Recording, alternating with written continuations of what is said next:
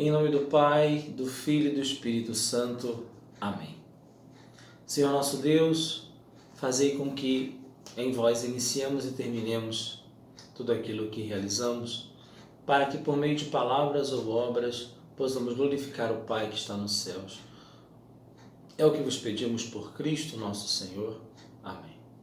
Em nome do Pai, do Filho e do Espírito Santo. Amém. Querido irmão, querida irmã, quinta-feira, dia 7 de maio. Hoje ouvimos o Evangelho de João, capítulo 13, versículos de 16 a 20. Depois de lavar os pés dos discípulos, Jesus lhes disse: em verdade vos digo, o servo não está acima do seu senhor, e o mensageiro não é maior que aquele que o enviou. Se sabeis isto e o puserdes em prática, sereis felizes. Eu não falo de vós todos.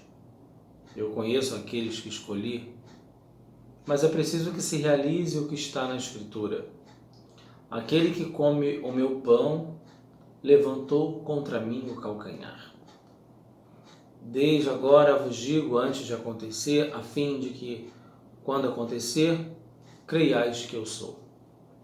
Em verdade vos digo, quem recebe aquele que eu enviar, me recebe a mim. E quem me recebe, recebe aquele que me enviou. Palavra da salvação, glória a vós, Senhor.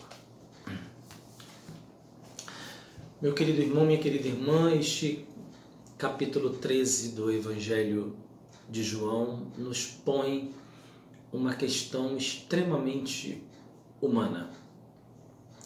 Jesus, diante dos discípulos, depois de lavar os pés dos discípulos, como que revela aqui no Evangelho de João, não é tão, nessa passagem do Evangelho de João, não é tão explícito assim, que Jesus está apontando para o seu traidor, mas ali nas entrelinhas, não é? Jesus vai dizer que não falo com todos vocês, mas eu conheço aqueles que eu escolhi. Mas é preciso que se cumpra a Escritura que diz: aquele que comia o meu pão levantou contra mim o calcanhar. Então, nas entrelinhas, a gente enxerga ali que Jesus está se referindo à traição de Judas. Isso é extremamente humano para nós, né? Nos faz refletir e pensar sobre alguns aspectos da nossa vida. Por vezes a gente pega pessoas, né? Se pega em situações assim de enxergar pessoas às vezes decepcionadas porque foram enganadas, porque foram iludidas. Muitas vezes nos decepcionamos com amigos, com pessoas que eram muito próximas a nós, com pessoas que de fato nós tínhamos uma convivência, né? Uma certa harmonia, né? De convivência, e de repente somos de fato traídos, né?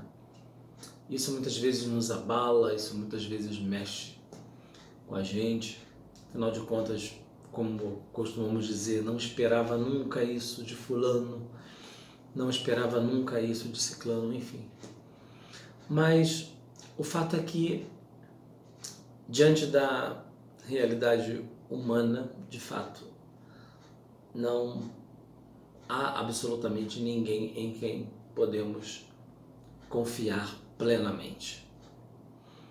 A nossa única confiança plena e certa é em Deus. Colocar a nossa total e absoluta confiança no ser humano, na verdade, é loucura, porque o ser humano é falho, né?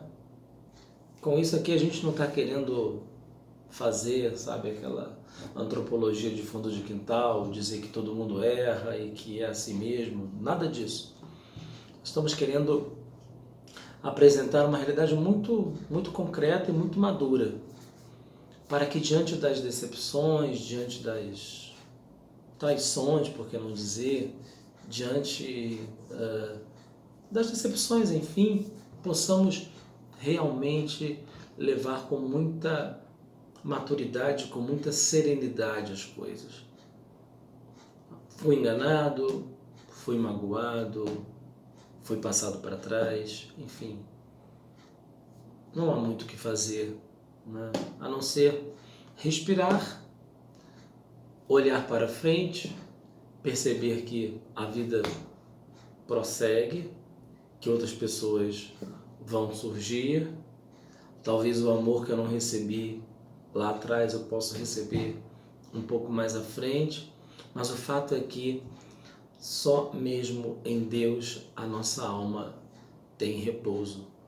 Só mesmo no Senhor o ser humano deve colocar a sua total confiança.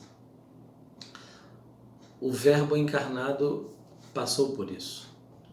Passou por duas situações, né? Aliás, por algumas situações de limitações humanas, né?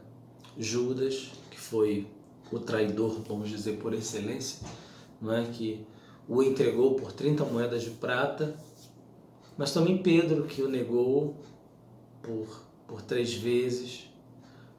Enfim, Jesus viveu essa realidade também, que é própria dessa nossa condição humana voltada, inclinada, infelizmente, ao mal e ao pecado.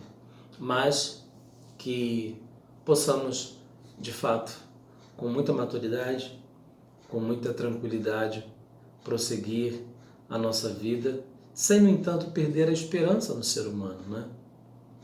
Essa reflexão não quer também falar contra o ser humano e cair numa espécie de antropologia fatalista, né? Dizer que nenhum homem presta e que ninguém presta e que, afinal de contas, a gente tem que se isolar. Não. Permitir-se viver, né? Viver e conviver com coragem, com peito aberto, com coração aberto, sabendo que em alguns momentos vamos ser, sim, decepcionados. Nem todos vão nos aplaudir, nem todos vão nos elogiar, nem todos vão reconhecer aquilo que fazemos, mas com maturidade, com tranquilidade, possamos ter o olhar fixo em Deus, confiando que Ele certamente providencia também muitos anjos no nosso caminho, anjos sem asa, que nos ajudam também com o seu testemunho na caminhada. E que desça sobre você a bênção do Deus Todo-Poderoso, Pai, Filho e Espírito Santo. Amém.